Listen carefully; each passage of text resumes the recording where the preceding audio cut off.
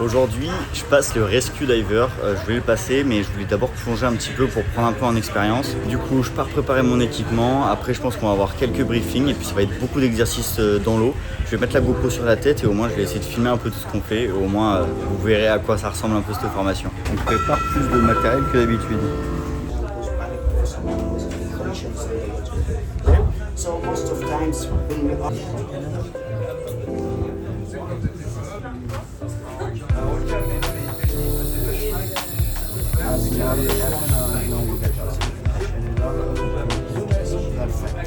Here we have life jackets, we have also the roof visibility so we can drop in the water. C'est une formation qui s'est étalée sur 3 jours. Il y a eu pas mal de théorie, mais aussi beaucoup de pratiques.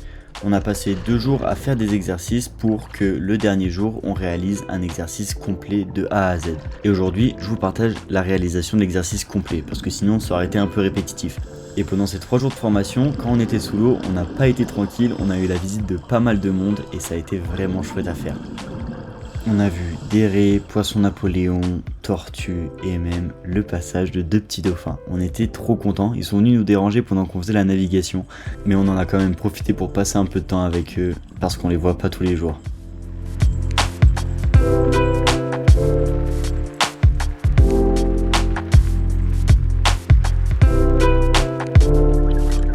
Les exercices nous ont vraiment appris à faire pas mal de choses, à sortir quelqu'un de l'eau, à voir s'il est inconscient, s'il répond vraiment pas, comment faire s'il est paniqué, comment retirer son équipement une fois à la surface, le ramener au bateau, vraiment pas mal de choses. C'est une formation qui est dense et qui passe relativement vite, donc il faut vraiment être à l'aise en plongée avant de pouvoir la commencer, sinon il y a des chances de s'en mêler et de pas retenir tout ce que tu as vu pendant la formation.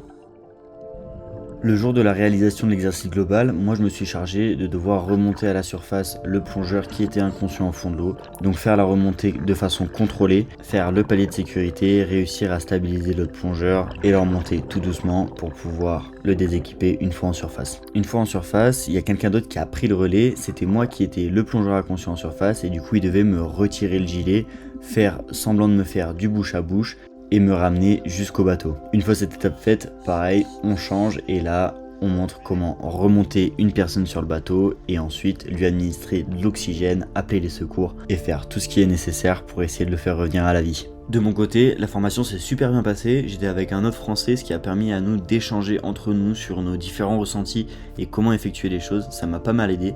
On avait 2 autres plongeurs avec nous qui avaient à peine d'y plonger et donc pour eux ça a été un peu plus compliqué de réussir à appliquer parfaitement les exercices. Et une fois la fin de l'exercice et remonté sur le bateau, on est tombé sur un requin, il est venu nous rendre visite, c'était la première fois que j'en voyais un, c'était ultra impressionnant.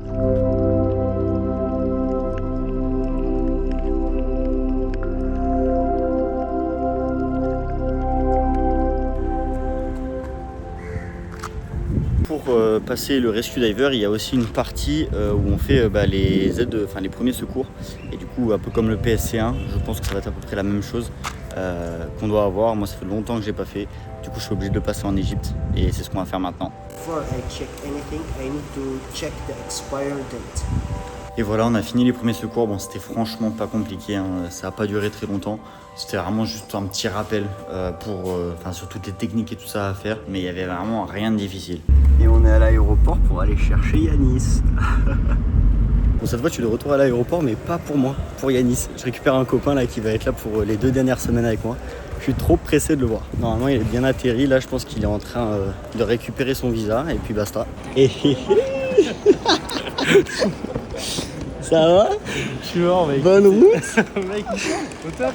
Mec, incroyable. C'est la folie, mec. C'est bon là, hein? Mec, c'est un truc de fou, là, j'ai enlevé la veste et tout, il fait tellement chaud dehors.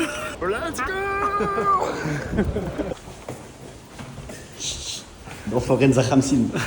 Attends, je donne ça. Me chauffe pas trop. Hein. Le mec, il est prêt. Tu sais que me baigner, ça me manque trop, mec. Bah là, mec, l'eau, elle est bonne. Premier petit resto avec Yanis. Sous lunettes. Caribbean Bar. Regardez les lunettes que Marco il a achetées, elles sont quand même. Elles sont magnifiques, on dirait un Mais en vrai, elle tue, moi j'aime bien. Le mec il faisait comment? Il faisait tu peux les faire tomber par terre, y a pas de problème. Oh, mec, tu les sens même pas sur ton essai. Mec, elle tue, franchement, elle tue. Bon alors, Yanis, on va faire quoi là?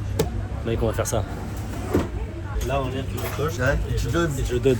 Mais quand il y a du fond, parce que moi, si c'est pour me prendre un corail ici, frère, c'est Première fois, j'ai jamais fait. moi aussi, j'ai jamais fait ça. Le deuxième objectif, c'est de trouver un bateau et de monter dessus et de dodge depuis le bateau. Donc on va trouver le bateau le plus haut. Genre là, j'en ai vu derrière. Et après...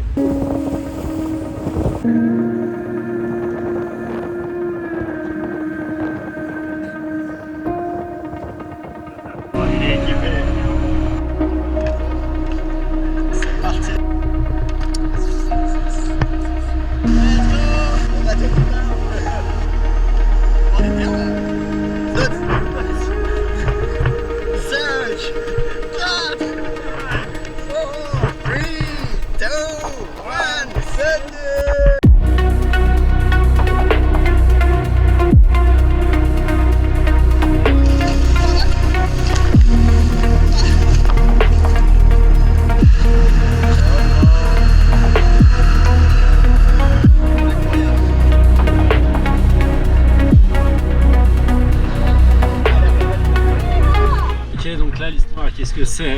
C'est qu'on va faire canapé.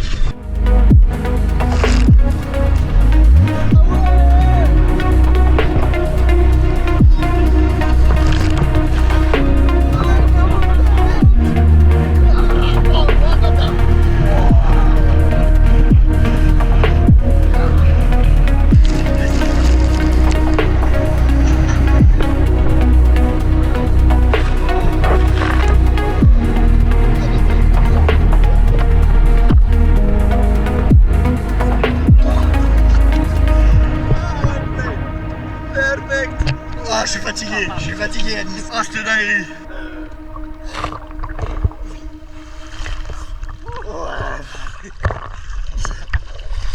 Aujourd'hui, c'est safari, on part avec Yanis, on a une journée complète de safari, on part là, il est 11h20 et logiquement on rentre à 19h, on va faire coucher le soleil, quad, buggy, chameau, tout ce qu'on peut faire.